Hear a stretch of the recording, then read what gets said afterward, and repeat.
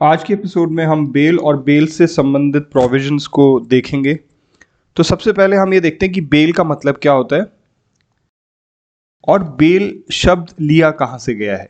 Let's first understand the meaning of bail. देखिए, simply bail होती है release of an accused on a guarantee of appearance as and when required. Release of an accused, हम accused को छोड़ेंगे, लेकिन कैसे छोड़ेंगे? ऑन अ गारंटी, एक गारंटी पे छोड़ेंगे कि गारंटी दी जाए। गारंटी ऑफ किस बात की गारंटी? अपीयरेंस की गारंटी, कि भैया जब भी आपको बुलाएंगे एज एंड व्हेन रिक्वायर्ड आप अपीयर हो जाएंगे। ठीक है, तो बहुत सिंपल सा शब्द है बेल, बहुत सिंपल सा मतलब है बेल का। Bail is a release of an accuse, accuse को छोड़ रहे हैं और गारंटी पे छोड़ रहे हैं कि जब भी आपकी जरूरत होगी, जब भी आपको बुलाया जाएगा आप अपीयर, या तो पुलिस ऑफिसर के सामने या फिर कोर्ट के सामने आप अपीयर हो जाएंगे। अब सवाल ये आता है कि बेल शब्द लिया कहां से गया है। तो बेल शब्द लिया गया है बेलमेंट से। कॉन्ट्रैक्ट में आपने बेलमेंट के बारे में पढ़ा होगा। बेलमेंट का मतलब होता है कि आप किसी को कोई गुड्स दें और उसकी ओनरशिप ना दें। गुड्स दिया आपने किसी पर्टिकुलर पर्पस के लिए, और जैसे ही वो पर्टिकुलर पर्पस पूरा हो जाएगा तो आप गुड्स वापस कर देंगे जिससे आपने गुड्स लिए थे। मान लीजिए ए के पास कार है और बी को उस कार की जरूरत है किसी ट्रिप पर जाने के लिए।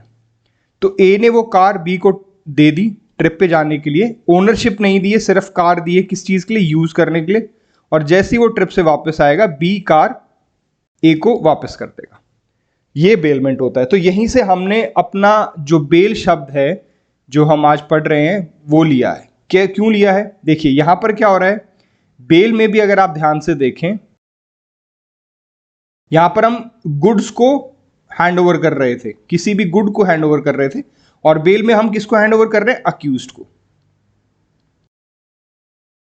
और क्या कह के कर रहे हैं कि भैया जब भी आपको बुलाया जाएगा आप वापस आ जाएंगे। गारंटी यहां पर भी है। देखिए बेलमेंट में भी गारंटी थी ना कि जब मेरा काम खत्म हो जाएगा, जिस पर्पस के लिए लिया गया है, जिस ड्यूरेशन के लिए लिया गया है, उसके बाद मैं आपके गुड्स को वापस कर दूंगा। बेल में भी वही हो रहा है कि मैं अक्यूज्ड को लेके जा रहा हूं, और अक्यूज को लेके जाने के बाद जब भी आप उसको बुलाएंगे, जब भी आप उसको कहेंगे कि आ जाओ, तो मैं अक्यूज को वापस ले आऊंगा। अब मैं कह रहा हूं लेके जा रहा हूं, इसका क्या मतलब हुआ? इसका मतलब अभी हम थोड़ी देर में समझेंगे, लेकिन तब तक आप ये समझ लीजिए कि जो बेल होती है उसको हम दो हेड्स में पढ़ सकते हैं। इसी चीज को समझाने के लिए बता रहा हूं। एक तो हो गया बेल विद श्योरिटी, और दूसरा हो गया बेल विदाउट श्योरिटी। तो जनाब ये श्योरिटी कौन है? श्योरिटी एक गारंटर होता है। मान लीजिए ए अक्यूज्ड हैं और इनको बेल पर छोड़ना है, लेकिन ये मानने के लिए तैयार नहीं कि ए को छोड़ें या ना छोड़ें। तो क्या किया गया, यहां पर मिस्टर बी को लेके आया गया और इन्होंने गारंटी ली इस बात की कि भैया जब भी आप ए को बुलाएंगे ये आपके सामने अपीयर हो जाएगा। तो श्योरिटी कौन हुआ? श्योरिटी हुआ एक तरीके से गारंटर, एक एक्स्ट्रा सिक्योरिटी है। हम सिर्फ ए की बात नहीं मान रहे।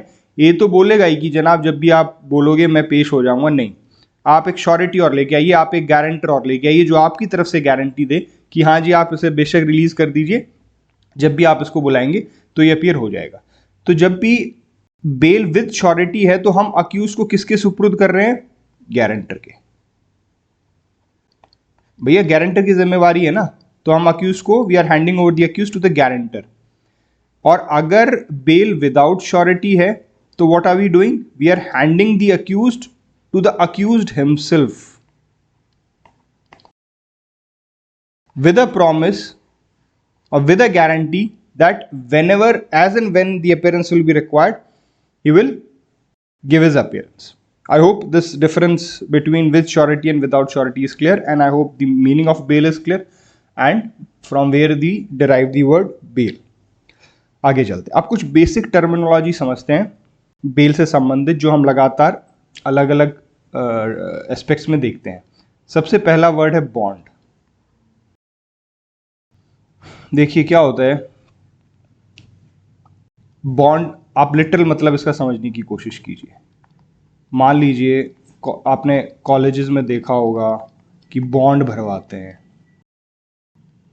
ठीक है, हॉस्टल में जब जाते हैं तो बॉन्ड भरवाते हैं कि हमारा चाल चलन अच्छा रहेगा। मान लीजिए कॉलेज में दो ग्रुप्स हैं, उनकी अगर लड़ाई हो गई, ठीक है, तो कॉलेज के जो प्रिंसिपल हैं दोनों पार्टी से बॉन्ड भरवा लेते हैं कि भैया आगे से हम ठीक रहेंगे, आगे से हम कुछ भी इस तरीके की गड़बड़ नहीं करेंगे। तो अगर आप बॉन्ड का मतलब देखें तो बॉन्ड सिंपली क्या होता है, एक प्रॉमिस होता है, ठीक है।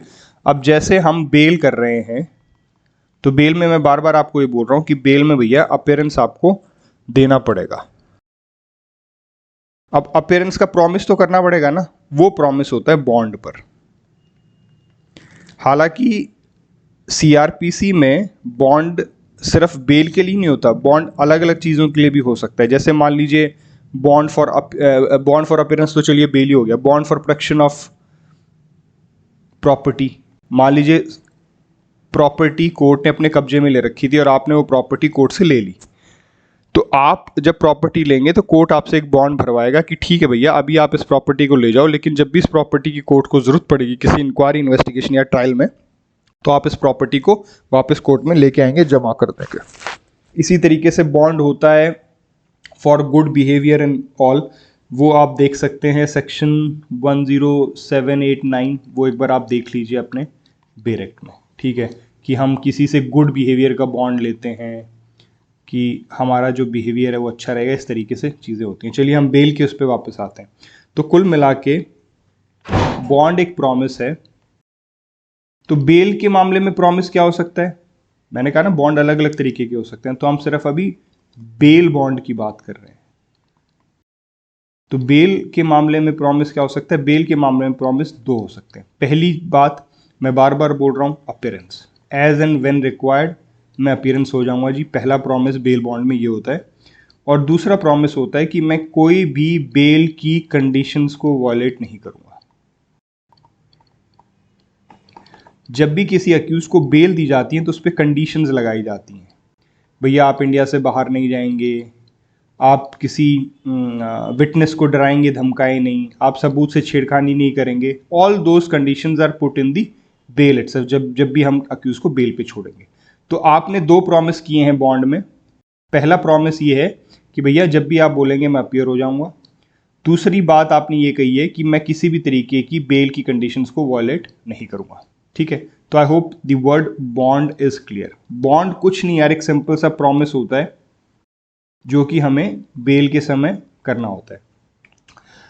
अब देखिए अकेले प्रॉमिस से तो बात बनेगी नहीं, ऐसे तो प्रॉमिस तोड़ दिया जाएगा।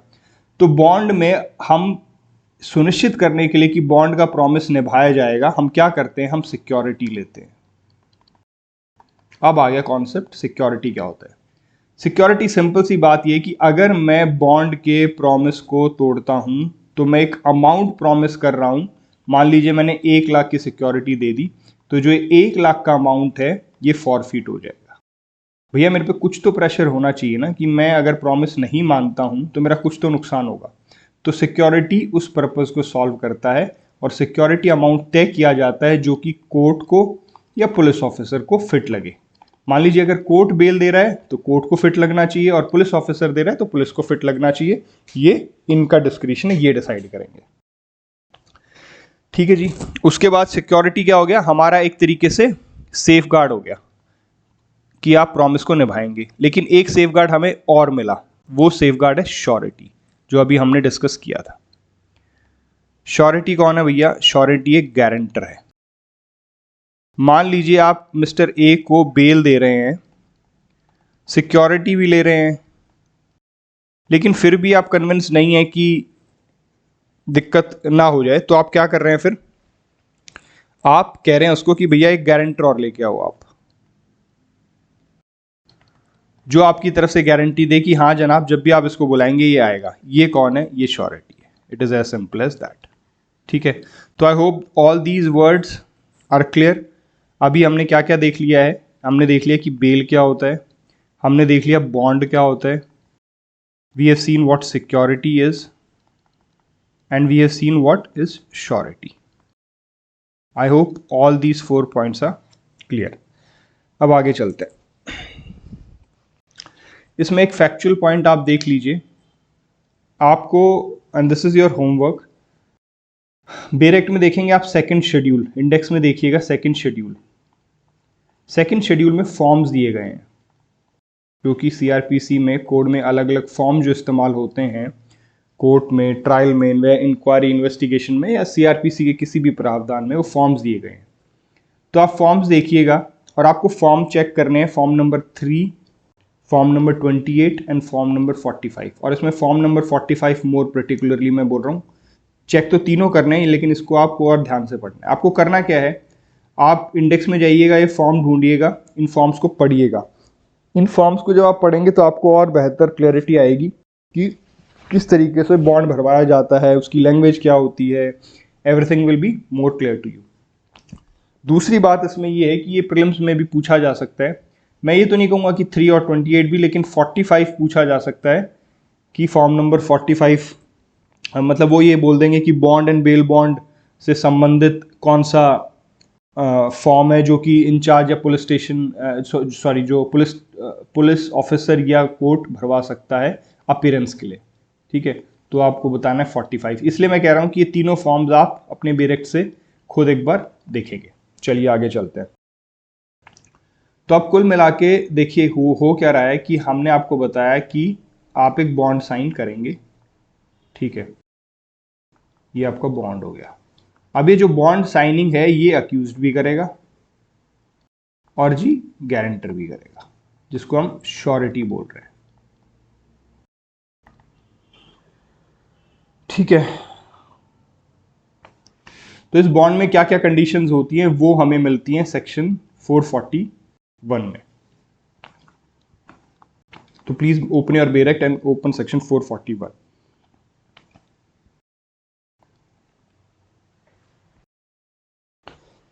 देखिए, before any person is released on bail or released on his own bond, a bond for such sum of money as the police officer or court, as the case may be thinks sufficient, shall be executed by such person when he released on bail by one or more sufficient sureties, condition that such person will attend at the time of the place mentioned in the bond। देखिए mark कर लीजिए, पहली condition that person shall attend at the time and place mentioned in the bond and shall continue so to attend until otherwise directed by the police officer or court as the case may be।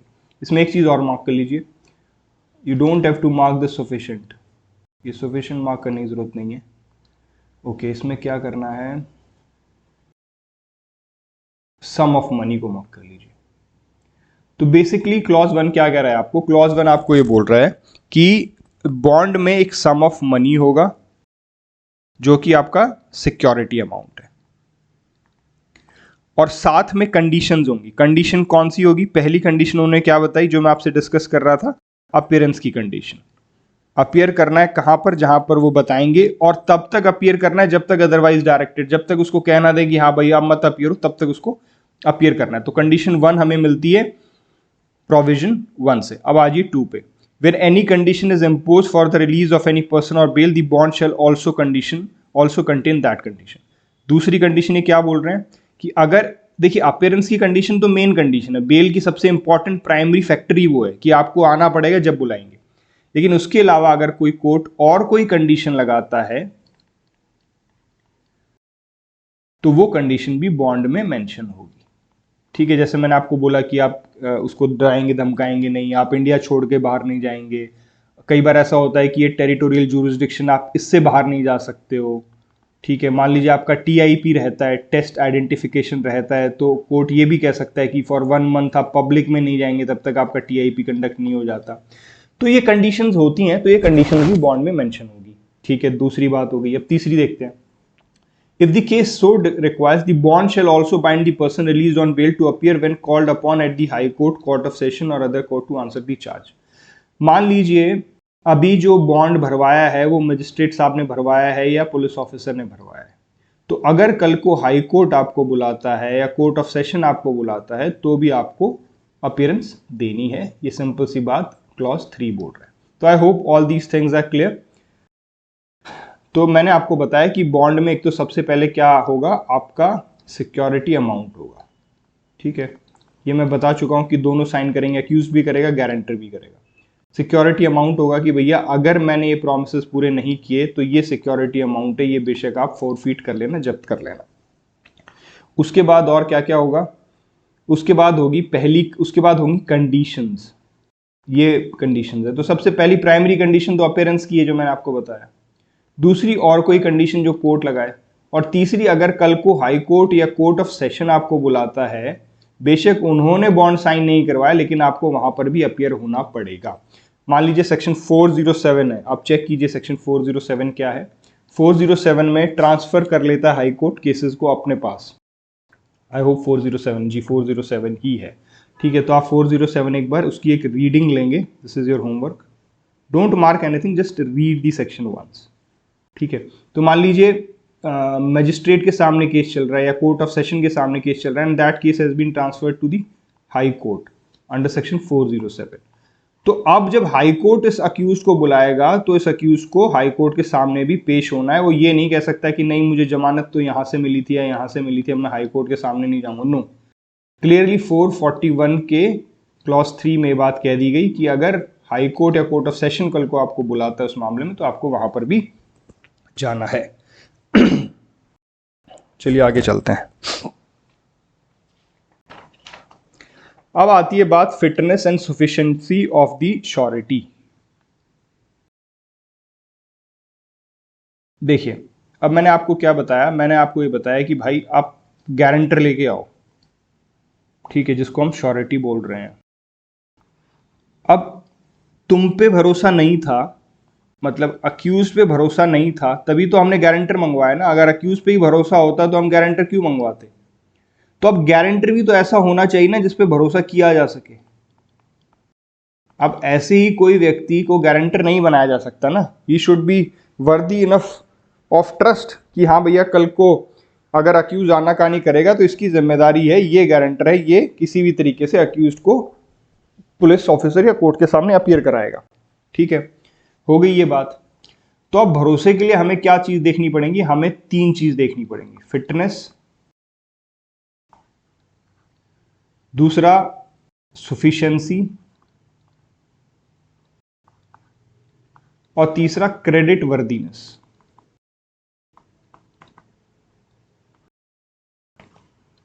देखिए fitness से क्या मतलब है, हम जब contract कर रहे थे तो कॉन्ट्रैक्ट में भी हमने देखा था कि जो पार्टी है वो कॉम्पिटेंट होनी चाहिए, कॉम्पिटेंट टू कॉन्ट्रैक्ट। तो उसकी कॉम्पिटेंसी क्या थी, उसकी एज थी, उसका साउंड माइंड था और सब पहलू। वही कॉम्पिटेंसी यहां पर फिटनेस का भी रोल प्ले करती है। तो फिटनेस से मेरे कहने का मतलब है कि सबसे पहले तो वो इंडियन सिटीजन होना चाहिए। दूसरी इंपॉर्टेंट बात है कि वो साउंड माइंड का होना चाहिए। नॉर्मल सी बात है यार, देखिए लॉजिक समझिए आप, कल को मान लीजिए अक्यूज पेश नहीं हो रहा है तो हम गारंटर को बुलाएंगे कि भाई तुमने गारंटी ली थी बताओ, अक्यूज तो नहीं आ रहा है। अब अक्यूज ये कह दे जी ना मैं तो साउंड माइंड का ही नहीं हूं, मेरी गारंटी क्यों मानी आपने, तो कोर्ट तो फंस गया ना। तो व्यक्ति साउंड माइंड का होना चाहिए। तीसरा, व्यक्ति मेजर होना चाहिए। भाई कल को माइनर तो कह देगा जी मैं तो माइनर था, मुझे तो समझ में ही नहीं आ रहा था, कोर्ट तो आप थे, आपको देखना चाहिए था ना एक माइनर की, आपने क्यों गारंटी ली, ठीक है। तो एक माइनर को हम एक अलग फुटेज देते हैं लॉ में। तो ये तो होगी इसकी फिटनेस की बात। अब आप आ जाइए सफिशिएंसी।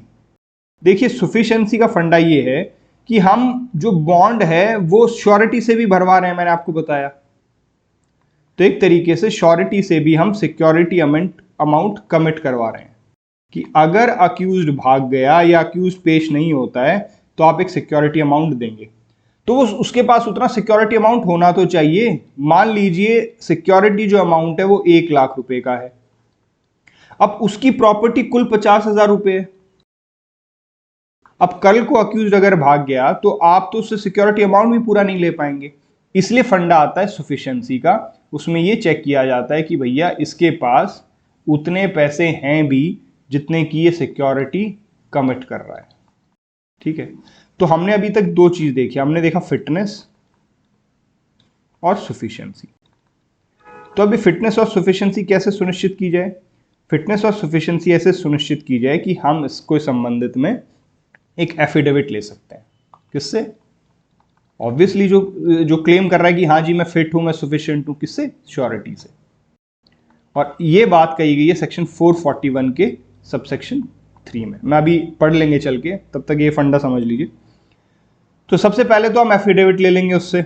भाई जो भी श्योरिटी आएगा उससे एक एफिडेविट लिया जाएगा, जिस एफिडेविट में कहेगा कि जनाब इस तरीके से मैं इंडियन सिटीजन हूँ, साउंड माइंड का व्यक्ति हूँ और मैं मेजर हूँ, मेरी उम्र ये है और ये सारी स्थितियां हैं।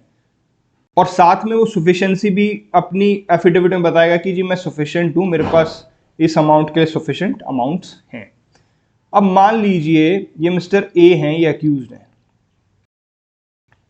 अब अक्यूज्ड को जब बेल दी जा रही है तो वो मिस्टर बी को एज अ श्योरिटी लिया है। अब प्रोसिक्यूशन ने इस पे ऑब्जेक्शन लगा दिया। प्रोसिक्यूशन ने ऑब्जेक्शन किया कोर्ट में कि जनाब ये श्योरिटी बेशक एफिडेविट दे रहा है लेकिन ही इज नॉट सफिशिएंट। तो अब कोर्ट क्या करेगा? कोर्ट कर सकता है इंक्वायरी। ठीक है जी। तो दूसरा पहलू क्या आ गया सफिशिएंसी और वो चेक करने का? इंक्वायरी। कोर्ट अपनी इंक्वायरी करेगा अपने लेवल पे और फिर डिसाइड करेगा कि जो श्योरिटी है वो फिट है या वो सफिशिएंट है या नहीं है। ठीक है। तो I hope this concept is clear कि फिटनेस और सफिशिएंसी की बात कर रहे हैं हम। पहला स्टेप है एफिडेविट। एफिडेविट से काम चल गया तो बहुत अच्छी बात है। अगर एफिडेविट से काम नहीं चल रहा है तो कोर्ट अपने लेवल पे इंक्वायरी भी कर सकता है। This is in section 441(3). एक बार सेक्शन 441(3) देख लेते हैं। देखिए, सॉरी 441(4) है यार, ये वेरी सॉरी, दिस इज 441(4).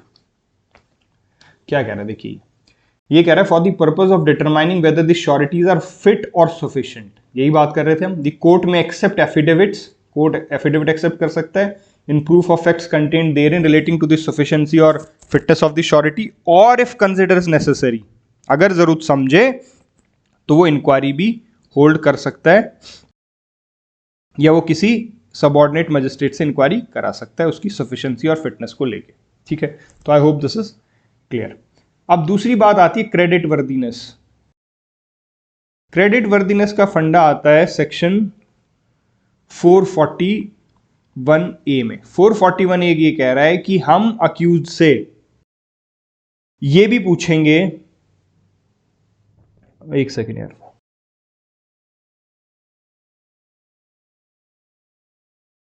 हाँ जी, हम अक्यूज से ये भी पूछेंगे जब वो श्योरिटी बन के, सॉरी अक्यूज से नहीं, श्योरिटी से, जो श्योरिटी बनकर आएगा इस पर्टिकुलर मामले में कि आपने किस किस और व्यक्ति की जमानत दे रखी है।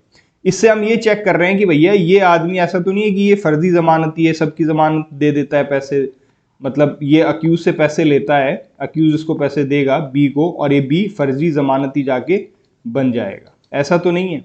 तो वो कितना क्रेडिट वर्दी है उसके लिए हम उससे ये पूछेंगे कि भाई किस किस की जमानत और दे रखी है आपने। उससे आपको आइडिया हो जाएगा। मान लीजिए उसने जमानत दे रखी है सी, डी, ई, एफ, इन सब की भी, और इसका कोई लेना देना नहीं है इन व्यक्ति से, ना ये रिलेटिव है ना ये दोस्त हैं, अननोन आदमियों की उन्होंने दे रखी है। तो कोर्ट को क्रेडिट वर्दीनेस के बारे में थोड़ा सा अंदाजा हो सकता है कि भैया ये आदमी ठीक श्योरिटी नहीं रहेगा, ये बाद में अपनी कोई गारंटी नहीं निभाएगा। तो क्रेडिट वर्दीनेस की बात की गई है सेक्शन 441 में। उसमें हम उससे पूछते हैं कि भाई आप ये बताइए कि कितने लोगों की आपने गारंटी ले रखी है अक्यूज की बेल के मामलों में। चलिए आगे चलते हैं। अब सवाल ये उठता है कि एक मिस्टर अक्यूज्ड हैं एक्स, उनके ऊपर मामले चल रहे हैं 4। ये मान लीजिए केस 1 है, ये केस 2 है, ये केस 3 है और ये केस 4 है। अलग अलग ऑफेंसेस हैं और इन सब मामलों में वो जेल में है। अब इनको बेल मिल गई मान लीजिए केस 3 में, तो क्या ये जेल से रिहा हो जाएंगे? Will he be released? Answer is no. जब तक इनको सभी केसेस में बेल नहीं मिल जाती अलग अलग, तब तक इनको जेल से रिहा नहीं किया जाएगा। It is as simple as that. ऐसा नहीं कि अलग अलग केसेस में वो बंद है और किसी एक केस में उनको बेल मिल गई तो he will be released on bail. No, he has to wait that he gets the bail in each and every case. ये कहां दिया गया है? ये दिया गया सेक्शन 442 में इट्स योर होमवर्क। फंडा मैंने आपको बता दिया, एक बार सेक्शन 442 आप पढ़ लीजिएगा। चलिए आगे चलते हैं।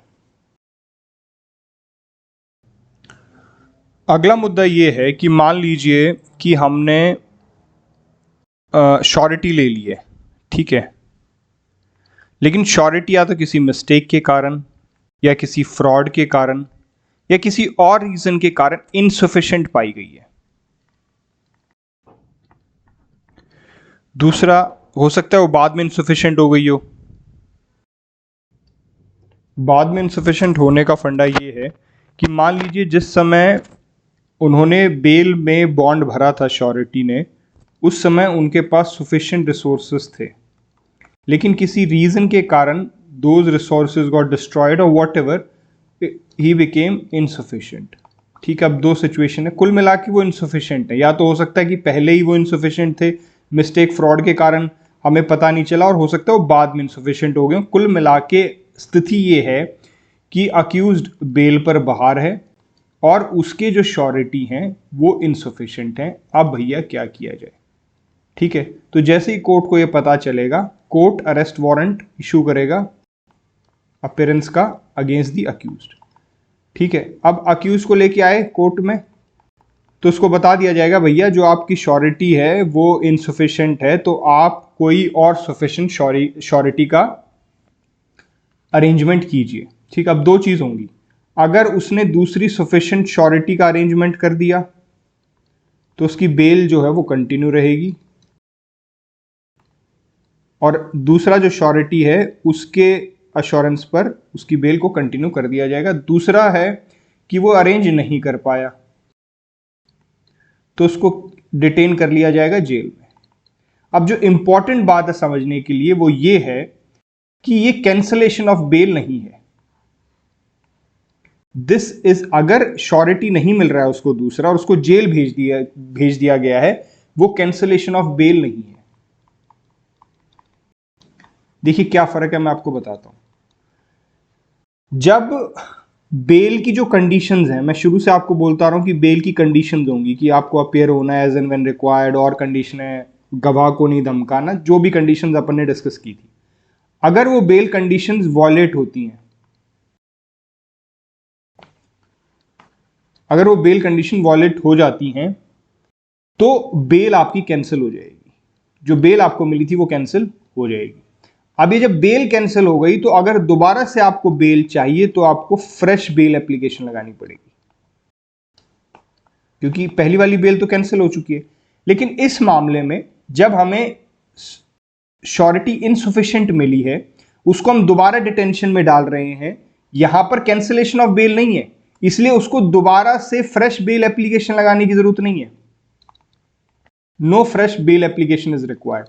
जैसे ही उसके श्योरिटी अरेंज हो जाए वो कोर्ट को आकर बता दे, कोर्ट उन श्योरिटी को एक्सेप्ट कर लेगा और उसको बेल पर रिलीज कर देगा। उदाहरण के तौर पे मान लीजिए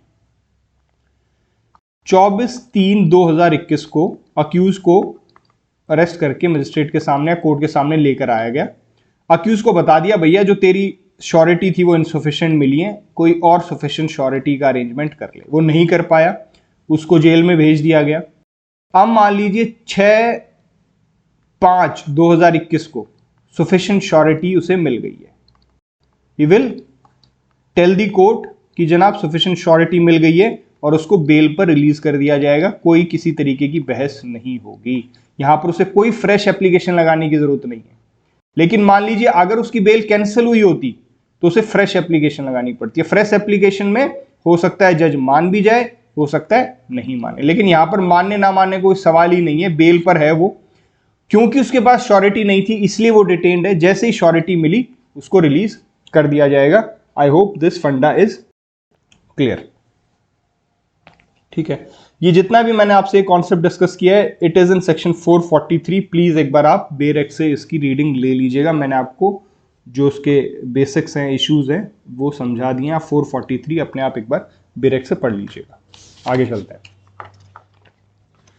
अगला कॉन्सेप्ट है डिस्चार्ज ऑफ श्योरिटीज।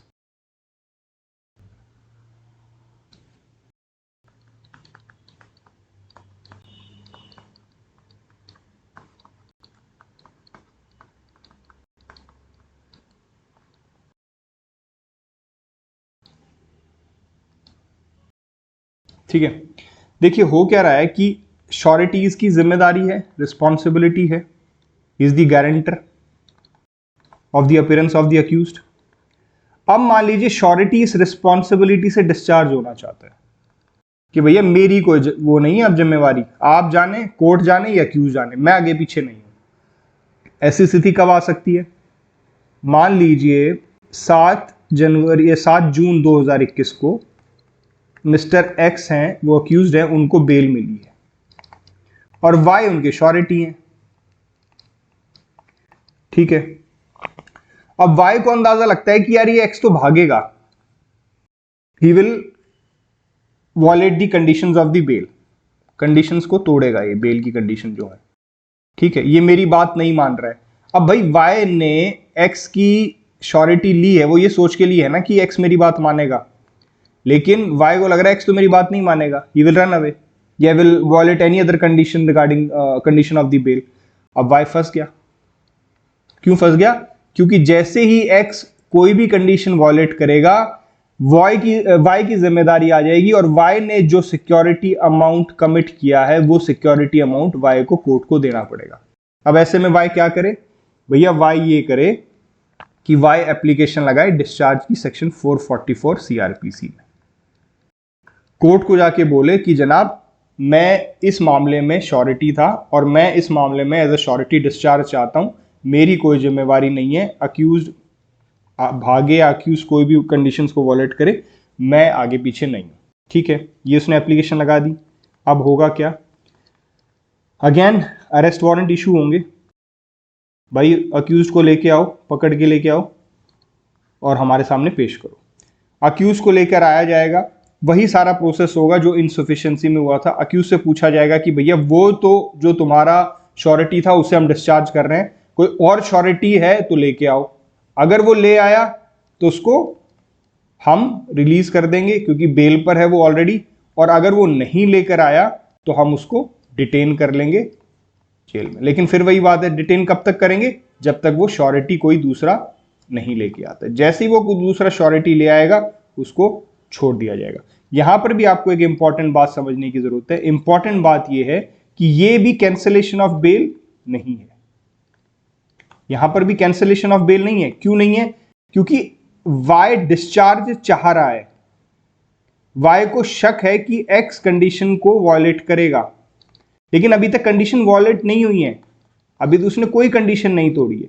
और मैंने आपको क्या कहा था, कैंसिलेशन कब होगा? जब हालांकि हम कैंसिलेशन बहुत डिटेल में करेंगे, पूरा टॉपिक 15-20 मिनट का डिस्कस करेंगे, लेकिन अभी के लिए आप इतना समझ लीजिए कि उस कैंसिलेशन का जो सबसे मेजर एस्पेक्ट होता है कि जब कोई बेल की कंडीशन को तोड़ देता है।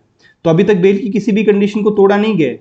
अगर बेल की कंडीशन को तोड़ा नहीं गया है तो इसका मतलब उसकी बेल कैंसिल नहीं हुई है। यहां पर भी वही मामला है, जैसे ही आप दूसरा श्योरिटी ले आओगे, आप दूसरा श्योरिटी ले आओ, हम आपको छोड़ देंगे। लेकिन जब तक दूसरा श्योरिटी नहीं आएगा, पहले वाले श्योरिटी वाई को हम डिस्चार्ज कर रहे हैं। भैया ये उसका अधिकार है कि वो किसी का गारंटर बनना चाहता है नहीं चाहता। कोर्ट ये नहीं कह सकता नहीं नहीं तुम क्यों बने थे पहले भाई, ठीक है जी तब बन गया था, मैं बता रहा हूं कि मैं आगे पीछे नहीं हूं, ये आपका अक्यूज रहा, इसको बुला लो कोर्ट में अरेस्ट कर लो, मैं आगे पीछे नहीं हूं। लेकिन इसमें एक बहुत इंपॉर्टेंट पहलू है। इंपॉर्टेंट पहलू क्या है वो समझिए। मैंने आपको बोला 7 जून को अक्यूज को बेल मिली और लगभग मान लीजिए 1 महीना कर लीजिए, 4 जुलाई को वाई ने एप्लीकेशन लगा दी डिस्चार्ज की कि जनाब मुझे इस मामले से डिस्चार्ज कीजिए, मैं इस मामले में श्योरिटी नहीं बनना चाहता। अब क्या वाई की जिम्मेदारी 4 तारीख को जैसे ही उसने श्योरिटी के लिए डिस्चार्ज की एप्लीकेशन लगाई खत्म हो जाएगी? क्या यहां पर उसकी जिम्मेवारी खत्म हो गई जैसे उसने एप्लीकेशन लगाई? नो, जिम्मेवारी उसकी तब तक खत्म नहीं होगी जब तक कि अक्यूज्ड को अरेस्ट करके कोर्ट के सामने पेश नहीं किया जाता। जैसे ही अक्यूज्ड अरेस्ट होकर कोर्ट के सामने आ गया तो ही श्योरिटी को डिस्चार्ज माना जाएगा, उसकी रिस्पॉन्सिबिलिटी खत्म मानी जाएगी।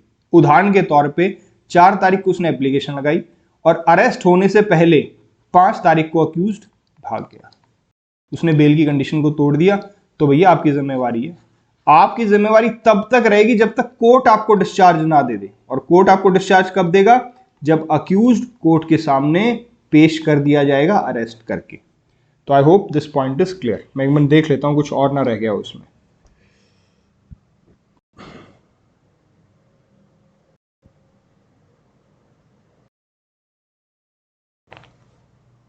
ठीक है, यही सारे पॉइंट्स थे।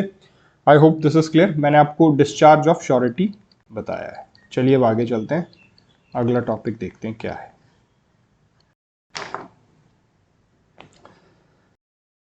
अब करते हैं हम सेक्शन 445। अगेन मैं सेक्शन नंबर बता देता हूँ। Discharge is given in section 444। सारे मैंने इसके बेसिक्स जो भी प्रोविजन है वो डिस्कस कर लिए हैं। आप भी एक बार सेक्शन 444 से इसकी रीडिंग कर लीजिएगा। अब आता है सेक्शन 445। देखिए होता क्या है कि जब भी हम बॉन्ड भरते हैं, मान लीजिए श्योरिटी बॉन्ड भरेगा या अक्यूज बॉन्ड भरेगा, तो जनरली प्रॉपर्टी के डॉक्यूमेंट सबमिट किए जाते हैं। भाई कार की आरसी हो या कोई और प्रॉपर्टी डॉक्यूमेंट्स, उन्हें सबमिट कर दिया जाता है। लेकिन एक सिचुएशन सोचिए, मान लीजिए हरियाणा का आदमी है और वो अरेस्ट हुआ है केरला में। अब उसके पास केरला में तो कोई प्रॉपर्टी है नहीं, तो अब क्या किया जाए? तो सेक्शन 445 हमें बताता है कि भैया अगर ऐसी स्थिति बनती है तो ऐसे में हम कैश या फिर गवर्नमेंट प्रॉमिसरी नोट भी एज अ सिक्योरिटी दे सकते हैं। इसमें और कुछ नहीं था, इसमें सिर्फ इतनी सी बात है। अगर मैं आपसे पूछूं, अगर मान लीजिए आपसे सवाल पूछा जाए कि भैया क्या कैश भी दिया जा सकता है या सिर्फ प्रॉपर्टी के डॉक्यूमेंट्स दिए जाएंगे एज अ सिक्योरिटी, तो सिंपल सा जवाब है कि जी बिल्कुल, कैश भी दिया जा सकता है। और ये बात हमें कहां से पता चलती है? सेक्शन 445 से पता चलती है। इसमें कुछ समझने का है नहीं, सीधी सी बात है। चलिए आगे चलते हैं। अब हम देखते हैं 4 फीचर ऑफ बॉन्ड।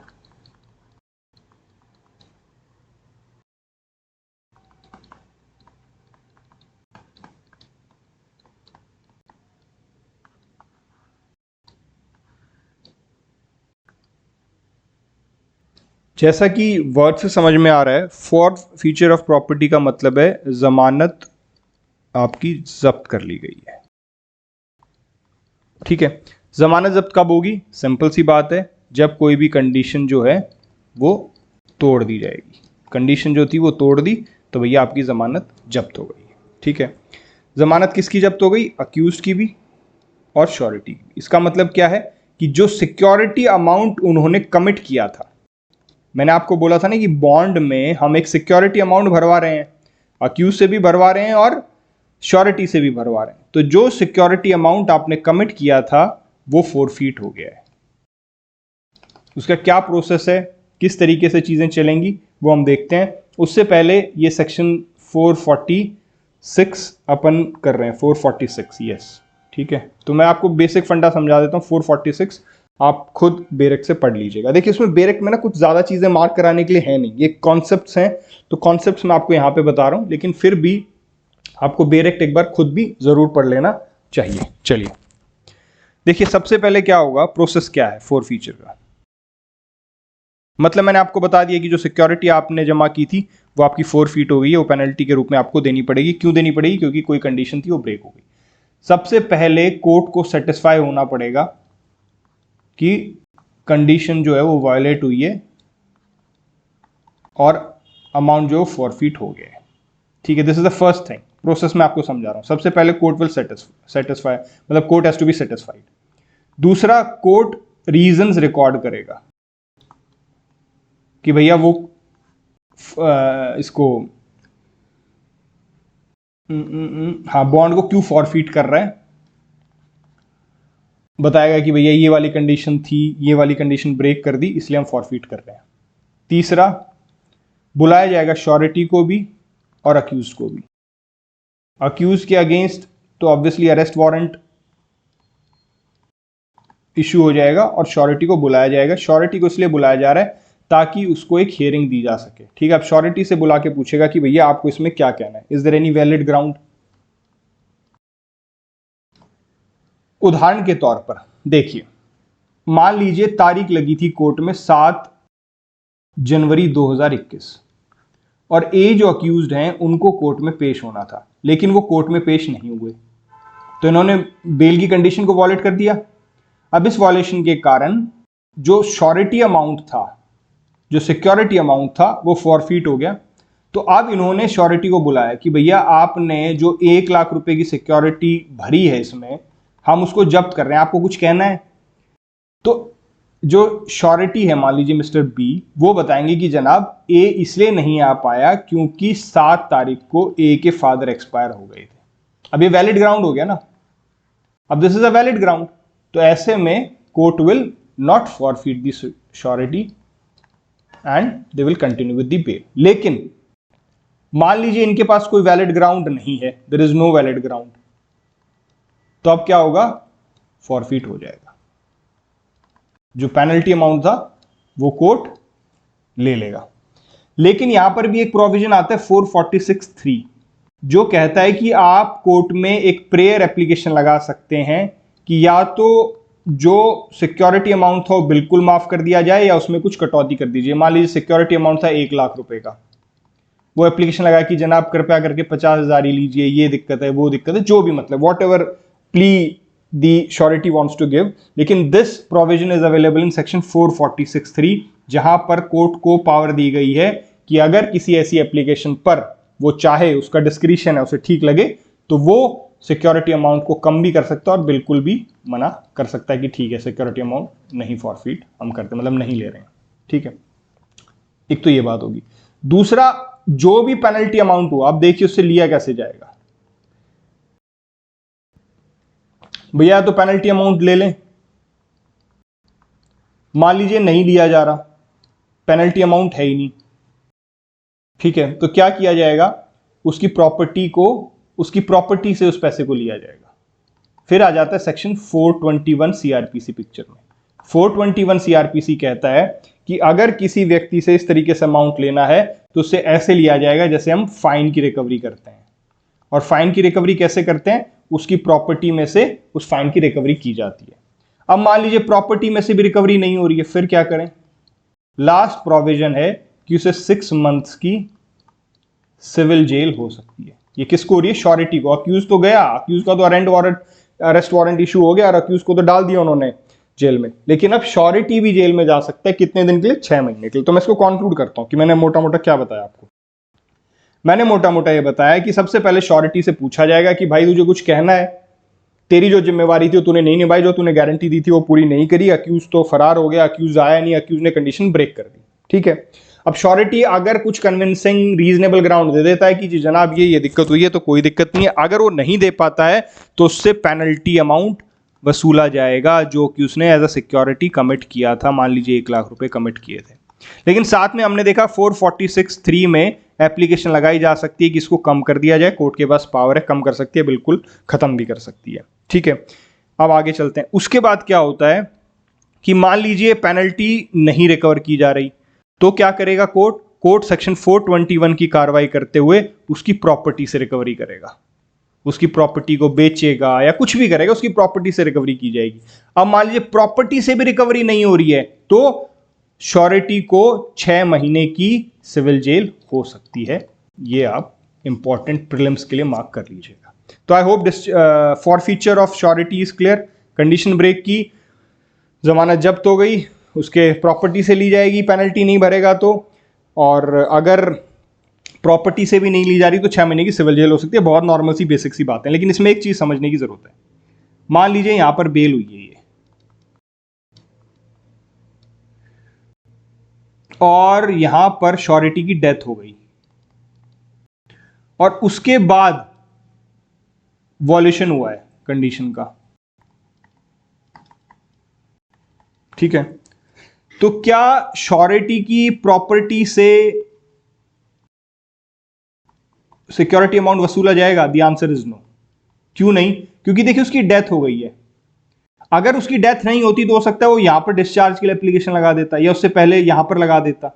वो कभी भी कंडीशन के वॉलेट होने से पहले डिस्चार्ज की एप्लीकेशन लगा देता, लेकिन उसकी डेथ हो चुकी है, इसलिए उसकी प्रॉपर्टी से कुछ भी नहीं वसूल किया जाएगा in case of forfeiture of bond. लेकिन अब दूसरी सिचुएशन समझिए, यहां पर बेल हुई, यहां पर कंडीशन वॉलेट हुई, और कंडीशन वॉलेट होने के बाद डेथ होती है श्योरिटी की। तो क्या यहां पर उसकी प्रॉपर्टी से लिया जाएगा? द आंसर इज लिया जाएगा, यस। क्योंकि डेथ कब हुई है? कंडीशन ब्रेक होने के बाद हुई है। तो ऐसी स्थिति में उसकी प्रॉपर्टी से वसूला जाएगा। अगर जिस व्यक्ति की डेथ हुई है, जो श्योरिटी है उसकी डेथ हुई है, उसकी प्रॉपर्टी वो किसके नाम पर भी छोड़ के गया, उस प्रॉपर्टी से उस पेनल्टी को वसूला जाएगा। लेकिन अगर डेथ पहले हो जाती है, वॉल्यूशन बाद में होती है, तो उसकी प्रॉपर्टी से कुछ भी वसूला नहीं किया जाएगा। तो I hope this is clear. हमने सेक्शन 446 भी कर लिया है। I hope nothing is left. नहीं, इसमें और कुछ नहीं बचा है, यही चीजें आपको इसमें करनी थी। अब आते हैं हम सेक्शन 449 पे सीधा।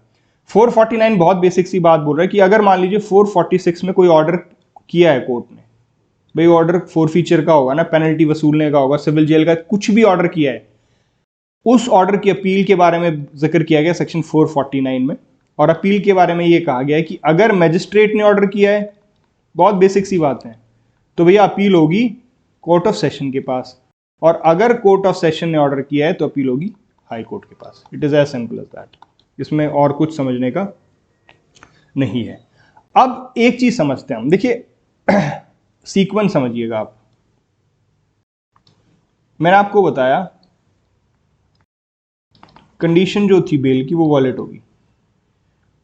वॉलेशन के कारण फॉरफीचर हो गया अमाउंट का, बॉन्ड का, सिक्योरिटी अमाउंट का। इस फॉरफीचर का क्या फर्क पड़ेगा बेल पर?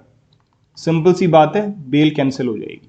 अभी तक मैं आपको क्या बोल रहा था कि बेल कैंसिल नहीं हो रही है। हमने पहले देखा कि जब इनसफिशिएंट श्योरिटी हो गए थे या फिर श्योरिटी ने डिस्चार्ज मांग लिया था, उस मामले में क्या था कि बेल जो थी वो कैंसिल नहीं हो रही थी। अक्यूज्ड को हम सिर्फ जेल में रख रहे थे, कब तक? जब तक कि वो दूसरे श्योरिटी ना ले आए।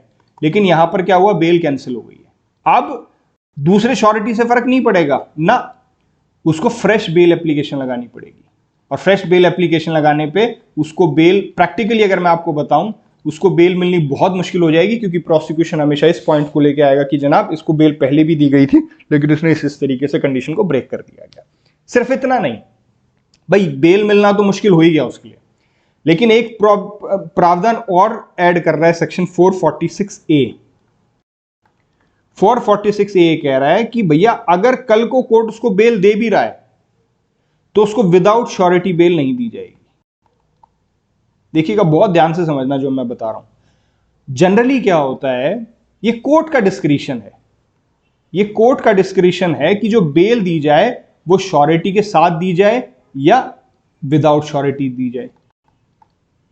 भाई कोर्ट देखेगा ना, कोर्ट चेक करेगा कि मामला कैसा है, अपराधी के भागने के चांस कैसे हैं, उसके कंडीशंस को मानने की प्रोबेबिलिटी कैसी, ये सारी चीजें देखकर कोर्ट का डिस्क्रिशन होता है कि बेल विदाउट श्योरिटी की जाए या विद श्योरिटी की जाए, उन प्रोविजंस को छोड़कर जहां पर मैंडेटरी प्रोविजन बता दिया। लेकिन सेक्शन 446A कहता है कि अगर एक बार फॉरफीचर हो गया, मतलब एक बार आपने बेल के वॉल्यूशन कर दिया और उसके बाद फॉरफीचर हो गया आपकी पहले वाली श्योरिटी के सिक्योरिटी अमाउंट का, तो आगे कभी भी अगर कोर्ट आपको बेल देता है तो वो विदाउट श्योरिटी नहीं देगा, वो सिर्फ और सिर्फ विद श्योरिटी ही देगा। कोर्ट का डिस्क्रिशन खत्म कर दिया गया। क्लियरली कोर्ट को कह दिया गया भैया इसके पहले भी वॉल्यूशन किया था और इसका अमाउंट फॉरफीट हुआ था, इसके श्योरिटी का अमाउंट फॉरफीट हुआ था, इसलिए अब इसको आगे से अगर बेल मिलेगी तो सिर्फ और सिर्फ विद श्योरिटी मिलेगी, विदाउट श्योरिटी कोई बेल इसके लिए उपलब्ध नहीं है। ठीक है जी। अगली चीज देखते हैं कि क्या माइनर बॉन्ड भर सकता है बेल के लिए? मान लीजिए माइनर का बेल का मामला है। अभी तक हमने क्या देखा कि जब बॉन्ड भरा जाता है तो उस पर साइन अक्यूज्ड भी करता है और उस पर साइन आपका श्योरिटी भी करता है, जो कि आपका गारंटर है। लेकिन माइनर के मामले में बॉन्ड माइनर से नहीं भरवाया जाएगा। अगर माइनर अक्यूज्ड है तो उससे कोई बॉन्ड नहीं भरवाया जाएगा, उसके कोई सिग्नेचर नहीं होंगे। सिग्नेचर किसके होंगे? सिर्फ श्योरिटी के। वो एक भी हो सकता है, वो एक से ज्यादा भी हो सकता है। बहुत बेसिक सी बात है यार, हम क्योंकि माइनर से हम किसी भी तरीके का प्रॉमिस ले ही नहीं रहे हैं ना, इज अ माइनर। सिंपल सा लॉजिक है। See, law is all about logic. आपको लॉजिक अप्लाई करना है। क्या माइनर से आप कोई प्रॉमिस लेंगे? नहीं लेंगे। तो ऐसे में क्या करोगे? आप सिर्फ श्योरिटी से प्रॉमिस ले रहे हो, कंडीशंस वॉलेट नहीं होंगे।